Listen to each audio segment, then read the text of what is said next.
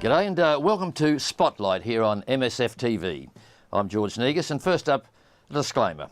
I have to acknowledge that I'm a self-confessed long-time admirer of Médecins, Frontières. I've actually seen them in action in any number of conflict situations around the globe.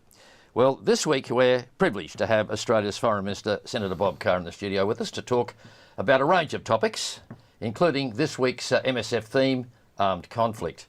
And also joining us is MSF's Australian Executive Director, Paul McPhun. Thanks to both of you. Senator, I guess without being gratuitous, the first thing to say to you is congratulations for the Security Council win. Long time coming. Yes, thank you. I hope we can make a difference, George. It's a big responsibility for Australia.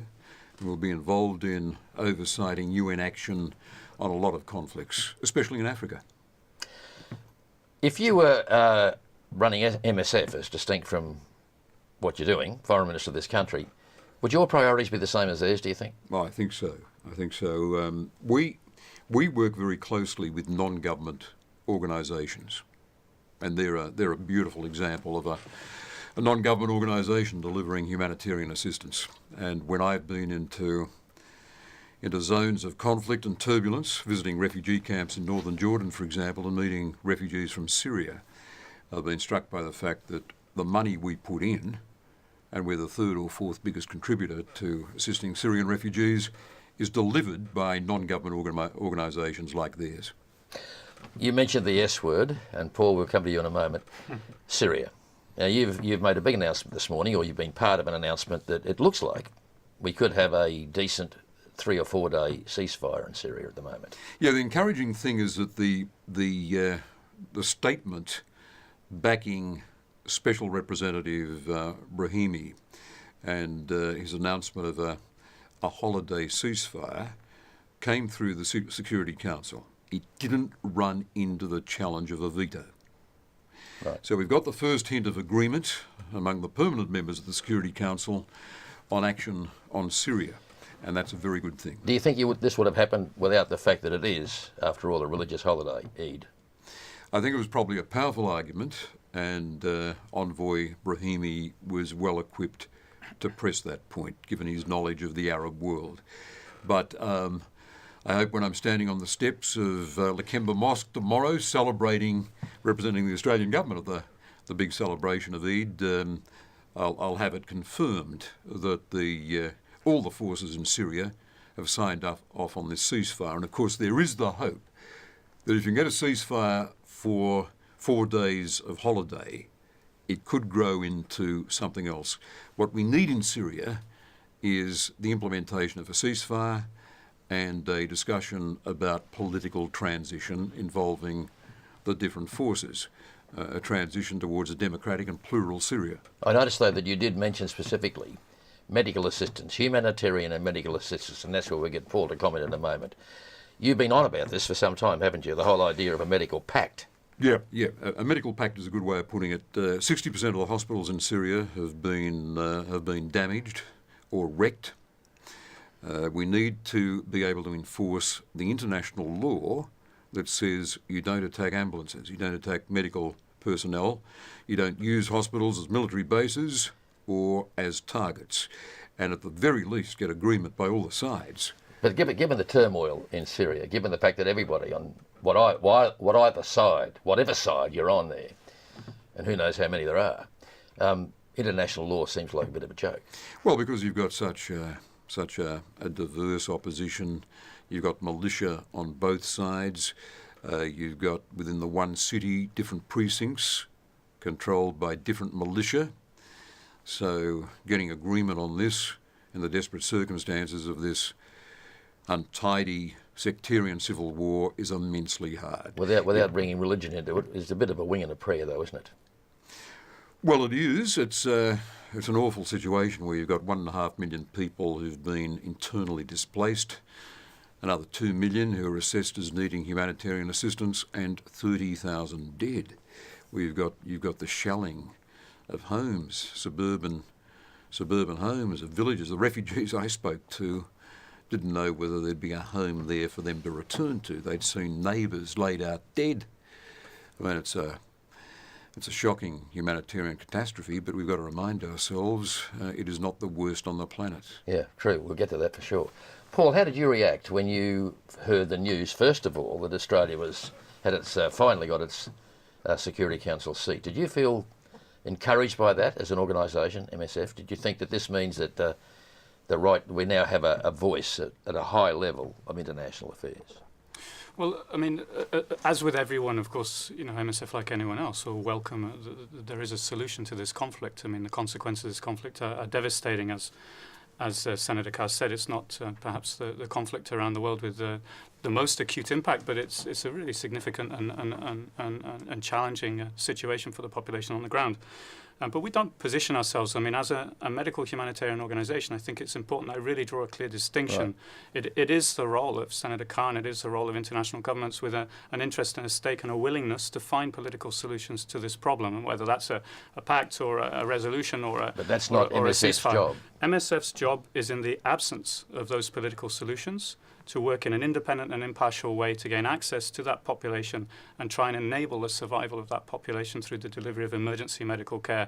And we do that by standing completely apart from any kind of political solution or being embedded in these political solutions or agreeing to be part of a framework around political solutions. So it's inherent for us to be able to do our job that we can manage to act completely independently. Sure. Of the political arena that surrounds the conflict. Yep. First of all, when Senator Carr, about a week ago or a few days ago, really, you actually talked about this idea of a medical pact, and you said, in the absence of a ceasefire, well, we now have that apparently for at least a few days, or political negotiations, a medical agreement is needed. You've emphasised this whole idea of the sort of thing that MSF are involved in on a daily basis. You went on to say, I've urged the UN to put to the fighting parties in Syria a proposition that they respect international law, we've talked about how difficult that could be, existing international law, and agree on a medical pact that would enable the dislocated people of Syria to have access to desperately needed medical care required as a result of this ruinous fighting. How do you define what Bob has said by way of medical pact? I mean, basically what's being called for is what we've called for since the beginning of the conflict. It's that all parties to that conflict live up to their responsibilities under international humanitarian law. And all parties to that conflict have a direct responsibility over the survival of the population that's affected by that conflict. And one of the means that they ensure that is to enable the civilian population or anyone injured or falls sick in that conflict to have access to essential medical care, life-saving medical care in times of conflict. So these are, the basic tenets of international humanitarian law, and in any conflict setting, you will see these very complex challenges, multiple actors, multiple stakes, multiple agendas, and within that, it is absolutely essential to try and gain and negotiate the respect of the medical mission in order that it can deliver that life-saving care. Yep. How do you see a pact working? I see a pact working to drive home to the militia that you cannot target hospitals. They've been targeted. Over 60% of them, as I said, have suffered damage or been destroyed. And you can't target ambulances. I think it's got an educative role. You've got foreign fighters, according to reports. You've got militia representing local forces. You've got revolutionary committees taking over areas of Syria. We just want to have it impressed on all of them that ambulances should be able to move freely through these different zones, for example, and that people from different sides can turn up at a hospital.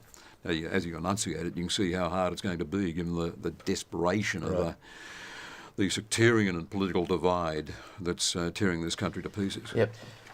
Paul, tell me, your people are on the ground. And without going to the detail, because you're obviously in delicate negotiation with the government over there, and all sides, I imagine. Could you see a thing like Bob's talking about working? Is that likely to happen? I mean, we're talking about an armed conflict here. That's the theme of MSF's work this week in MSF TV. But this is armed conflict where the normal rules of humanity, are for nothing. I mean, we can't suddenly bowl up, Bob Carr can't, the UN can't, and say, listen, guys, I think it'd be a really good idea if we sort of thought about this and made a bit of a pact so we could get medicines and humanitarian aid to the people who, you say, in their hundreds and hundreds of thousands who've been affected by this. I mean, to be very clear, we've been working in negotiations with all parties involved in the Syrian conflict, and doing so completely independently of any other international bodies. So we're trying to reach across the borders and engage with anyone who claims authority over a territory within Syria, and to appeal to those parties within the conflict. To ensure that there can be unhindered access of humanitarian organisations to provide for the basic needs of that population. And that's a negotiation that we continue to undertake on all sides of the conflict. And we've been able to provide medical services in the north of Syria, outside of the Syrian borders, and we've been able to provide... At great risk to your people? There's a significant risk involved in providing, essential medical care in any conflict setting, and I get the sense that we put too much of a spotlight. It's very much front of mind. It's a CNN emergency at the moment, but what we're talking about, the general principles around which we ensure the respect of assistance to a population in times of conflict. We ensure the survival of a population in times of conflict. And as Senator Carr said, there are many conflicts around the world where we are challenged to do this on a daily basis. And Syria just exemplifies perhaps some of those complexities. But we've also found other means to provide that assistance. And we do provide assistance through the Syrian Arab Red Cross, and we've provided them with the medical materials and essential surgical supplies that they need to be able to continue with the work that they're doing. So we're looking at every means possible to try and, in an impartial way, identify those with the greatest need and provide some measure of medical assistance. But, clearly, as in any conflict setting, that medical assistance remains quite minimal. Is this high on your list of priorities now that we're a Security Council member? Yes, it is, but Africa figures there as well. I think 70 to 80% of the work that comes across the desk of the Security Council is about African civil wars. We know that Mali is shaping up as another Afghanistan. It's got all the ingredients of Afghanistan. It's got jihadist fighters, a coup, drug dealing, criminal gangs, clans, and a threatened government. A fragile government, I should say. I remember it was very sad, I thought, the ambassador to the UN of Mali coming up and congratulating me on our victory, the Security Council.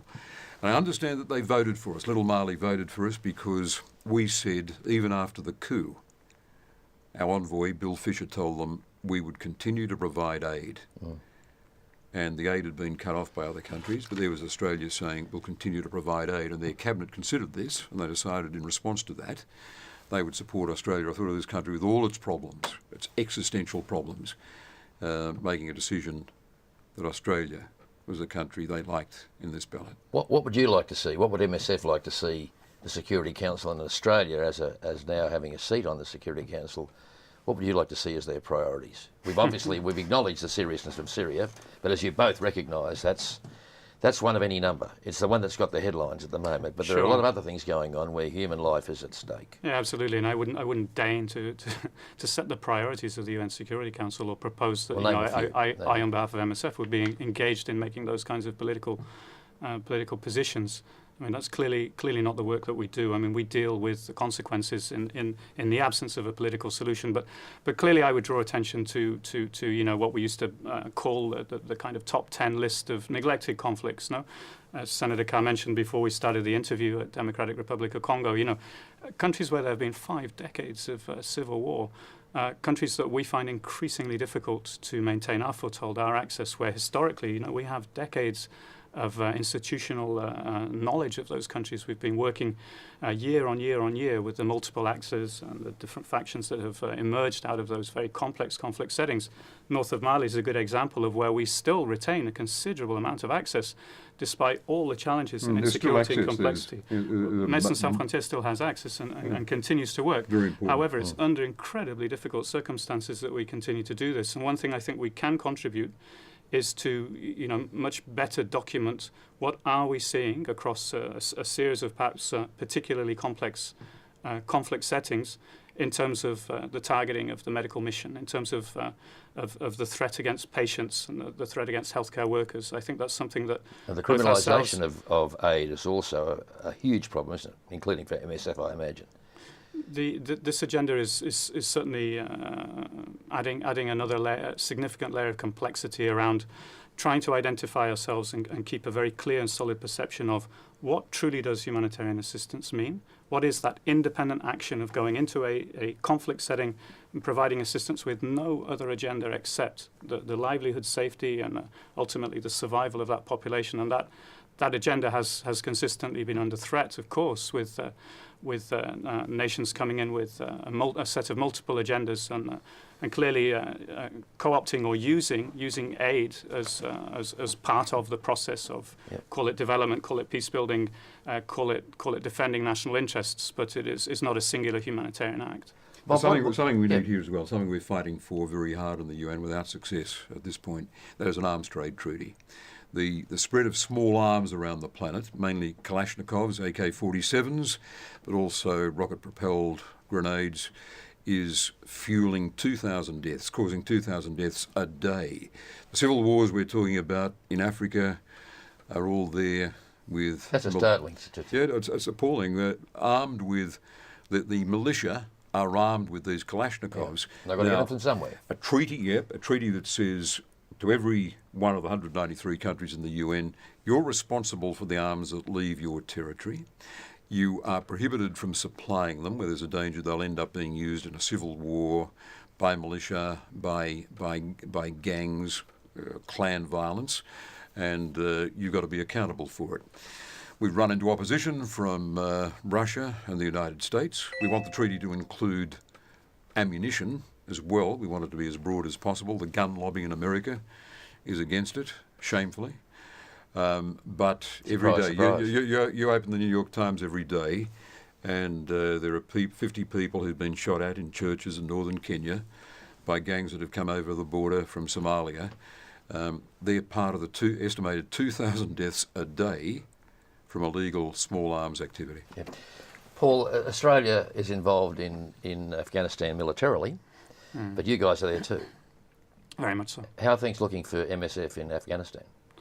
Well, Afghanistan's for us a country that we've had a very, very long history with. I think most people are aware of that history. We've worked in Afghanistan for decades. We left for a short period after being directly targeted ourselves. And now we have quite a significant medical operation in Afghanistan. We have hundreds of staff, over 100 international staff now, including Australians working in Afghanistan. We have quite a reach of operations, and we've managed to establish that over a number of years through painstaking process of negotiation with all parties involved, be it coalition forces or insurgent forces or the Afghan authorities themselves. But that's irrelevant to you. It's completely irrelevant to us. As far as we're concerned, we put people in exactly the same category. They are belligerents in a conflict. They have their interests and their stakes. We appeal to them that they have a responsibility to ensure the survival of the population that's caught up in that conflict, and we can provide an essential service, an independent service, to enable us to do that. And I think Afghanistan's an interesting case point, because what we witnessed there and what we've consistently seen is where services have been provided by, for example, the military on whatever side, or the armed forces on whatever side of the conflict you want to look at. With that comes an identity issue, and people who associate themselves with, what would otherwise be completely neutral and independent medical settings are not seen as such. And so people feel a fear and a direct threat of associating themselves with a medical clinic that's under the control, for example, of the Taliban or under the control of the coalition forces, whereas... Well, I imagine Bob thinks that politics is tricky. It's when you add actual human life to that complex equation, it's a seriously difficult job. It's not simply one negotiation that you reach an agreement and then people will abide by that agreement. Of course, it's an ongoing process, a process that every single day we invest a considerable amount of time through multiple stakeholders. And the one thing I think that secures a better understanding and perception of who we are is simply our medical action. At the end of the day, putting a few hundred people through a clinic, dealing with people in difficult childbirth, treating children who are sick or malnourished, has a massive visible impact in the community. Yeah. And doing so without any link to any other agenda is clearly what provides us the security to continue to be in those kinds of locations like Helmand province. I acknowledge my interest in MSF. When somebody uses those letters to you, Bob, what do you think of MSF? It's a very, very positive image of of medical professionals putting their lives at risk to offer medical assistance to people who are in very desperate circumstances. I saw a CNN report of a bombing in Aleppo, and a little boy being rescued from the rubble and laid out on a table, having the rubble dusted from his face. He'd survived because his mother had died on top of him. All his family were lost in the rubble. And I thought of that little kid. You saw it for a few seconds, you saw his frightened eyes look around to see whether there was anyone familiar there. And you thought of that little kid not having access to medical care unless there are medical teams from outside the country quite possibly putting their lives on the line to get it to him. It sounds to me like that's why you've decided to emphasise this whole need of medical access. In the absence of what we need at the national level, strong, enforced ceasefire and negotiations towards a political transition to a democratic, plural Syria, we've got to ask, what can we do in these circumstances? So if you pare everything back and look at the most minimalist of minimalist plans, protecting the ambulances and the doctors and nurses is what I settled on. Yeah.